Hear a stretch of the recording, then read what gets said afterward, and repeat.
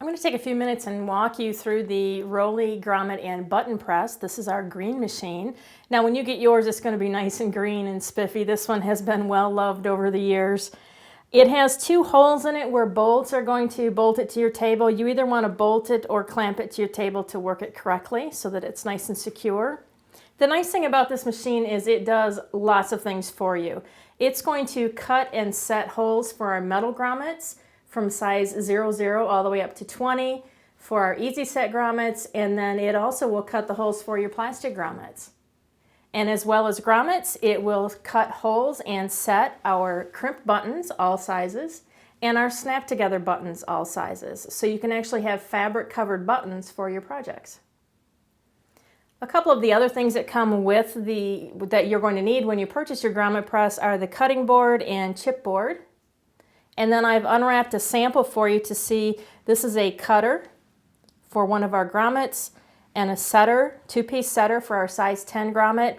Now every grommet that you use in your project, every different size, will take its own cutter and its own setter, as well as the different buttons. There are crimp button cutters and setters and snap together button cutters and setters. And then you'll also want to purchase this adapter. This is going to come in handy when you are setting your buttons.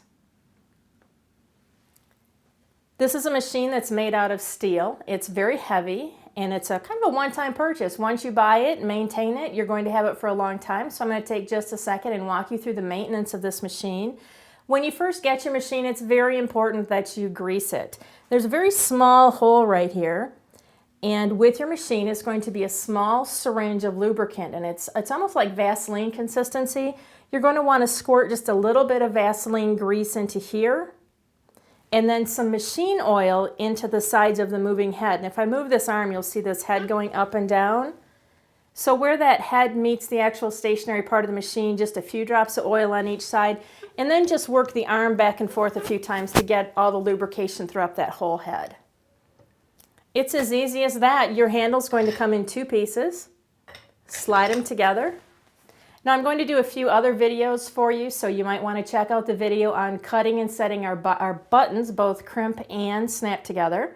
And then I'm going to do a video on cutting and setting grommets, and yet another video on maintenance and storage of your cutters and setters.